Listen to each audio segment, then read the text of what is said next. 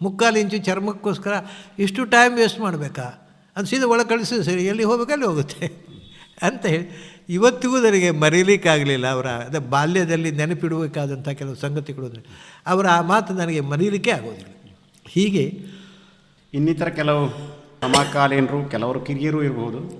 ಈಗ ಪ್ರೊಫೆಸರ್ ರಾಜಗೋಪಾಲ, ಕಾಪು ಹೇಗ್ರೀವಾಚಾರ್ಯರು, ಹರಿದಾಸ್ ಉಪಾಧ್ಯಾಯ. ಹೌದು, ಅಲ್ಲಿ ಹೇಳ್ತೇನೆ. ಇನ್ನೊಬ್ಬರು ಪ್ರಾಯ ನಿಮಗೆ ಯಾರಿಗೂ ನೆನಪಿಲ್ಲದವರೊಬ್ಬರು ಇದ್ದಾರೆ. ನಮ್ಮ ತಂದೆಯವರ ಹತ್ರ ನ್ಯಾಯಶಾಸ್ತ್ರ ಓದಿ ಉಳಿದವರು ಒಬ್ಬರೇ ಈ ನಂತರ ಇಲ್ಲಿ ವರದರಾಜ ಬಲ್ಲಾಳರು. ಅವರು ತಂದೆಯವರ ಹತ್ರ ನ್ಯಾಯಶಾಸ್ತ್ರ ಓದಿದವರು, ಆ ಹಳೆಯ ತಲೆಮಾರಿನ ಶೇಷ.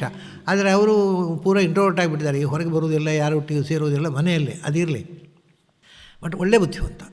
ನಾವು ಬಾಲ್ಯದಲ್ಲಿ ನನಗೊಂದು ಅಭ್ಯಾಸ ಏನು ಅಂದರೆ, ಯಾವುದೇ ಒಂದು ಹೊಸ ಗ್ರಂಥ ಸಿಕ್ಕಿದರೆ ಅದನ್ನು ನಾವು ಕೂತು ಓದುವುದು, ಸಂಸ್ಕೃತದಲ್ಲಿ ವಿಶೇಷವಾಗಿ. ಬಟ್ ಕೆಲವೊಮ್ಮೆ ಕನ್ನಡ ಮತ್ತು ಇಂಗ್ಲೀಷ್ ಪುಸ್ತಕಗಳನ್ನು ಓದ್ತಿದ್ದೆವು, ವಿಶೇಷವಾಗಿ ಸಂಸ್ಕೃತ ಗ್ರಂಥಗಳು. ವರದರಾಜ ಬಲ್ಲಾಳರು, ನೀವು ವರದರಾಜ ಬಲ್ಲಾಳರು, ಆಮೇಲೆ ರಾಜಗೋಪಾಲಾಚಾರ್ಯರು, ಆಮೇಲೆ ಹರಿದಾಸ್ ಉಪಾಧ್ಯಾಯ. ನಾವು 3 ಜನ ಶ್ರೋತೃಗಳು, ನಾನು ವಾಚಕ.